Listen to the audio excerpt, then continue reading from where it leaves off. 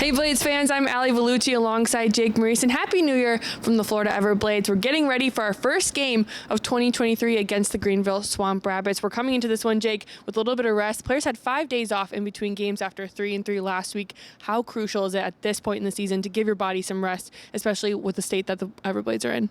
Yeah, it's huge. The Everblades very banged up right now. They've still got a couple of guys up in Charlotte. So when you're not at a full strength lineup, you need the guys on the ice to be at their full strength. And these 5 days, they get to spend some time relaxing over the holiday, properly enjoy the new year with no game on New Year's Eve or the day after. They got to just relax, get their minds away from hockey for a little bit of extra time. And now here with 5 days of rest, hopefully any nagging injuries that the guys had are at least quite a bit better than they were last week during the 3-3. So I'm expecting the Everblades, the guys that are able to play, to be at their full strength tonight. Blades ended 2022 with a bang, another comeback win, down by 1, going to the third period, 4 goals in the last 20 minutes. What was so lethal about that last period for the Blades? Yeah, Everblades offense has been rolling over the past 2 games, 13 goals in their past 2 games, 6 different goal scorers last Friday night to end 2022. And 4 goals in the third, as you mentioned. It was contributions from all up and down the lineup. This isn't a one-line team or where only about 5 or 6 guys are really showing up on the score sheet. All different guys are making contributions for the Everblades, and that's important. It means you don't have to overplay certain guys just to try and get yourself that crucial goal. Brad Ralph can trust whatever guys he's sending out onto the ice right now that they can get the big goal that this team needs. And Greenville's a very tough opponent, so likely Florida's going to need some big goals tonight. And it's good to know that whoever's out there on the ice is capable of providing it. You don't need to rely on only half of your lineup. The Florida Everblades are a full, well-rounded team as opposed to half of one. Let's talk Florida's power play. They've been on a decent streak recently, 1 for 2 on Friday night. Where in that unit have they found some momentum recently? Yeah, and it's been scoring them big goals. Last Friday scored them the tying goal. Part of it is that they're finally getting some guys who earlier in the season weren't getting their shots into the back of the net. They're finally getting them through now. And also, it just looked like the Everblades were passing the puck with a little more confidence on Friday than they have been throughout the season after the great night they had in Orlando last Thursday on the road where they scored 3 power play goals in the second period. Seemed to really give them some jump. They come back the next night against the same opponent and show it again. Now you're facing off with a different foe, a team that's better on the PK and better defensively than the team you just played for 2 straight. You've got to keep it rolling into the new year because the Everblades, as we've talked about, they've had decent stretches with their man advantage throughout the year. They just haven't really been able to string it together fully into multiple games back to back to back. So you need to show, at the very least, the Everblades, they need to have their power play be a positive force for them tonight. Even if they don't get any goals, which they have scored against Greenville in the power play this year, they've been able to make it work. So I'm expecting that they should be able to make their power play work tonight on the score sheet. Even if they can't, though, they need to be generating chances off it to make sure that the momentum they got from last week doesn't die out here. Okay, let's talk tonight's matchup. Greenville is leading the South Division in goals so far this season at 96. Where exactly does Florida need to be dominant in order to shut them down?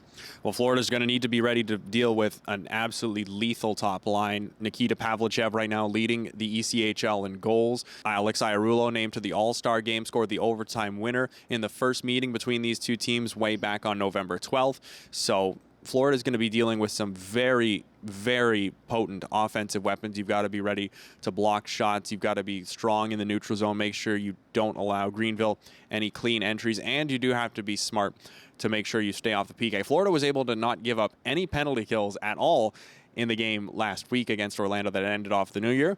If you could keep that going, you put yourself in a really good spot for success. I don't think they're going to be able to keep themselves completely out of the box like they were able to do so last Friday, but keep the number of times you go on the PK low, and you really put yourself in a good position because Florida is an excellent team at 5-on-5. We've talked all season long just how close the South Division is this year. Head coach Brad Ralph and GM Craig Brush have said there's no room to get comfortable. How crucial is it to get one in regulation against Greenville? We're just 1 point ahead of them at this point in the season. Yeah, we're getting close to the halfway mark of the season, and this is where you really start looking at the standings, especially with how tight everything is. And obviously, there's still tons of hockey left to be played, but a regulation win or loss tonight could be the difference between having home ice advantage through at least the first 2 rounds of the playoffs and having to travel on the road for a tough matchup later into the postseason. Greenville last year, yes, they lost in the first round against Florida, but they took the Everblades further than any other team did, going to 6 games against the eventual Kelly Cup champions. the Swamp Rabbits, they've beefed up their lineup this year. They look like a stronger team than we saw last season. They certainly are going to be a threat if they can squeak themselves into the playoffs, and they know the same deal. There's 5 teams that are very close right now. At least one of them is going to miss out on the playoffs, never mind if Orlando or Savannah is able to somehow fight themselves back into it and make things even more chaotic. So every night that you're playing a South Division opponent, especially one of the 4 that's right around you in the standings, you need to pick up the points. You can't afford to leave them for your opponents because it could be the reason you miss the playoffs. Greenville coming into this one after losing to Jacksonville a couple nights ago. Florida coming into this one on a 2-game win streak. How much can Florida take advantage of home ice advantage and Greenville coming off a loss? Yeah, you have to. This is the only time that Greenville's going to be here all season long. So you want to make a statement against them that it's very tough. You want to make sure they know just how tough it is to play in Hertz Arena. Of course, they would have learned that last year when they lost back on May 2nd in that Game 6 that allowed the Everblades to advance to the second round. So Greenville, they're going to be preparing for the tough crowd that they're inevitably going to get here at Hertz Arena tonight. No team has exceeded 3 goals in a single game so far in the 3 games they played up in Greenville back in 2022. 2 of the games went into overtime, so these 2 teams are very evenly matched. They both have some really talented players. They both have good goaltending, reliably, whatever goaltender they throw into the crease, although right now Evan Fitzpatrick's still unable to play, and that certainly hurts the Everblades. Is back on November 13th. He made the most saves for any Everblades goaltender in a game so far this year. So, yeah, these 2 teams are not at their full strength tonight as they were earlier in the year, but they're still very talented, and it's going to be a slog tonight. The Everblades, they got to bring their best, otherwise they're going to be in trouble. Time for more of our pregame show magic, calling out a specific player we think is going to be tonight's standout star or our hero. Jake, who you got? Tonight I'm going to go with Xavier Cormier. He scored the power play goal last game that tied the game up early in the 3rd. I want to see him keep that rolling and start off the new year strong. I'm going to go Leif Matson. Game-winning goal on Friday, a goal and 2 assists. I think he's kind of found his footing here recently. He's fitting in with his line well and kind of making himself a well-known presence. 3 keys of tonight's game. Keep the offense rolling all throughout the lineup. You're not going to beat Greenville if you've only got one line going tonight. They're just too good for that.